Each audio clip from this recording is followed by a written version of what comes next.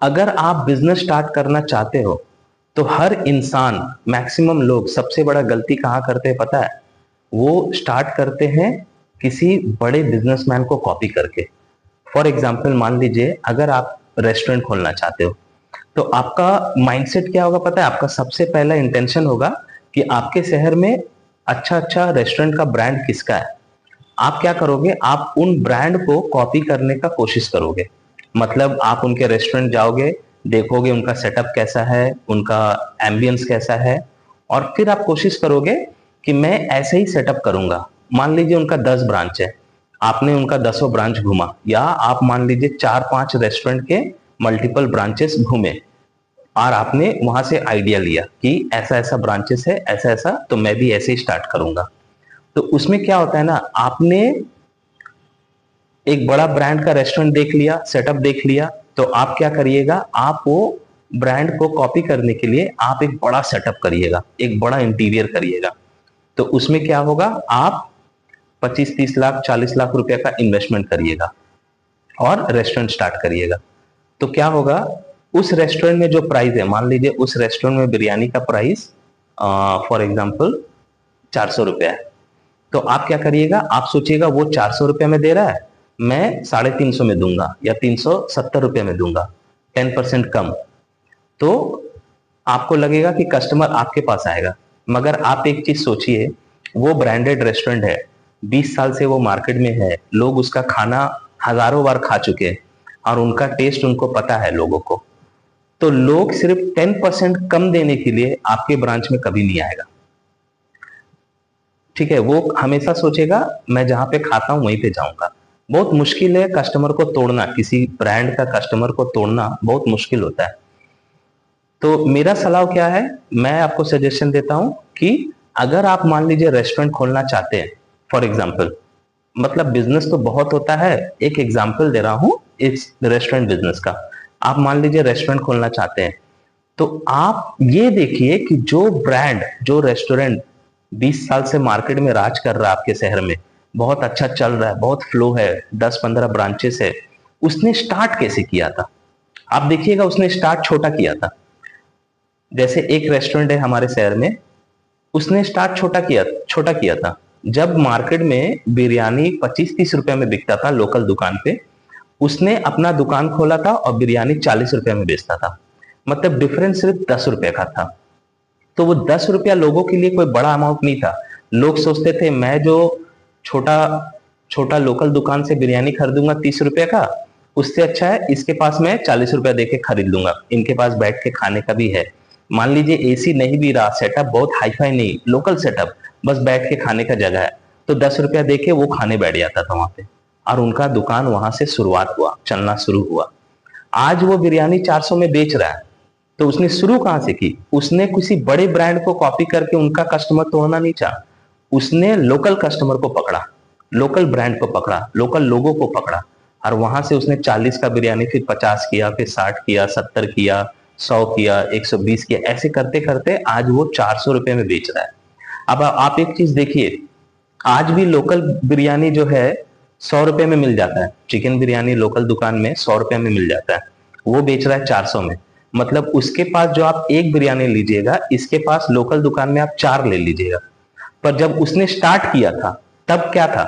तब 30 रुपए में लोकल बिक रहा था, वो 40 में बेच रहा था। मतलब उसके पास 40 में जो लीजिएगा उससे आप लोकल में 2 प्लेट भी नहीं ले पाइएगा। तो आप डिफरेंस समझ रहे, गैप कहां पे आ गया अभी? तो आपको वही करना है, आपको स्टार्ट छोटा करना है, सस्ता में लोगों को खिलाना है, क्वालिटी अच्छा देना है। तब क्या होगा? लोग जब खाते रहेंगे धीरे धीरे, तब वो क्या होगा? आप जब कहीं पे दूसरा ब्रांच खोलेंगे या कुछ और दाम बढ़ाएंगे, 10 रुपया, 20 रुपया, 40 रुपया, तो लोग हेजिटेट नहीं करेगा, लोग सोचेगा ठीक है इसका बिरयानी बहुत टेस्टी है, मैं दूंगा।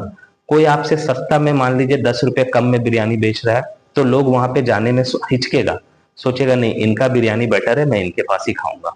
उसके बाद मान लीजिए आपने कोई बड़ा सेटअप किया, तो लोग आपको पहचानते हैं, लोग आपको जानते हैं, तो वो सेटअप में लोग आपके पास आएंगे।